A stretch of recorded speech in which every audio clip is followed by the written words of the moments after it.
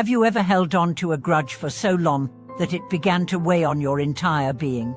Or felt so deeply wronged by someone that the thought of forgiving them seemed like a betrayal of your pain? Welcome back to the channel.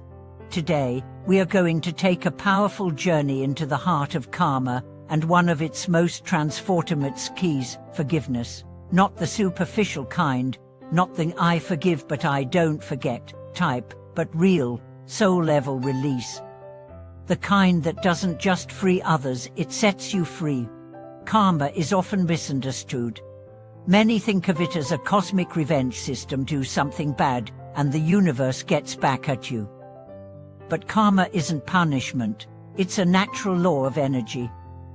What you put out into the world, thoughts, actions, emotions, creates ripples that return to you. It's like planting seeds. Some sprout quickly, others take lifetimes, but they all grow. When we live with love, compassion, and kindness, we create harmony. When we act from fear, hate, or bitterness, we generate disruption. But what happens when you've been wronged? When someone hurts you deeply, and your heart clenches with pain, anger, or betrayal? That pain has energy too, and if left unresolved, it turns into karmic residue, an emotional and spiritual way that doesn't just affect your present, but your future. This is karmic debt. It's not about fault, it's about frequency, and the most powerful way to rise above it is through forgiveness. Let's explore what forgiveness really means. It's not saying the hurt didn't happen. It's not pretending the wound wasn't deep. It's not absolving someone else of responsibility. Forgiveness is a radical act of liberation. It's choosing to no longer carry the energy of pain. It's saying, "I will not let this story define my destiny." Anger, resentment, and bitterness are natural responses to injustice. But when they stay too long, they become toxins. They leak into your joy, your peace, your ability to love. They become invisible chains that tie you to the past. Forgiveness breaks those chains. Consider the story of Amara. Her father abandoned her family when she was 10. For years, she hated him. Every success in her life felt tainted by his absence. Every romantic relationship was haunted by trust issues. One day, after a spiritual retreat, she wrote him a letter not to send, but to release. She poured out her pain, her anger, her sorrow. And then, with trembling hands, she forgave him. Not because he deserved it, but because she did. The weight lifted. Her life didn't change overnight, but her energy did, and that changed everything. Forgiveness is an act of self-love. It's reclaiming your energy. It's choosing peace over pain. It's not about the other person, it's about you, your healing, your freedom. On a spiritual level, forgiveness is like clearing a karmic ledger. When you forgive, you stop the wheel of reactivity. You choose presence over past. You choose evolution over repetition. That's why forgiveness is a spiritual practice. It expands your consciousness. It opens your heart. It makes space for grace. Let's look at another story.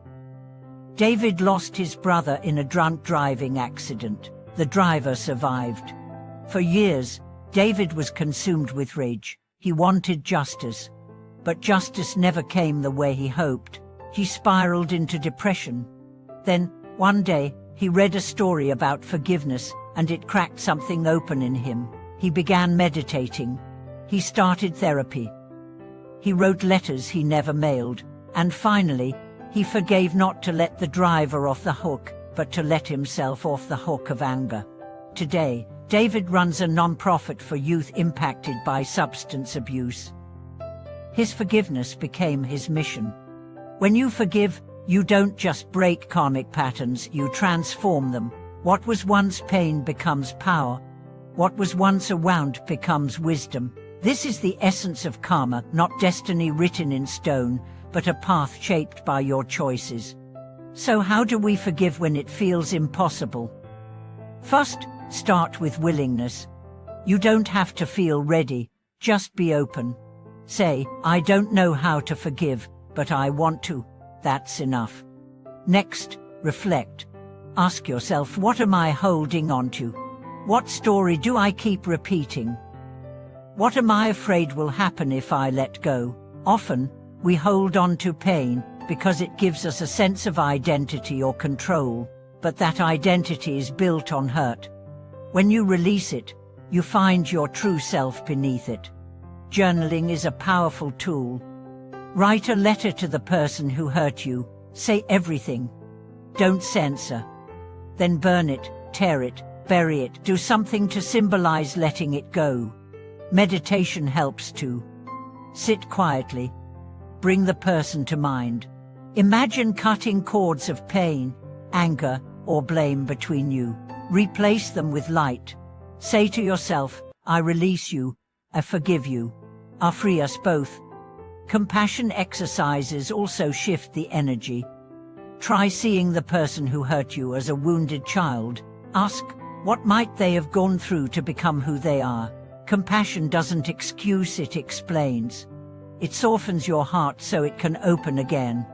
And don't forget self-forgiveness. We've all made mistakes. We've all hurt others, knowingly or not. Carrying guilt serves no one. Make amends where you can. Learn the lesson and let it go. Forgiveness also improves your health. Studies show it reduces stress, lowers blood pressure, and boosts immunity. Emotionally, it brings clarity, resilience, and peace. Spiritual lie, it clears your energy field so you can attract love, abundance, and joy. It improves your relationships too. When you forgive, you stop projecting old pain onto new people.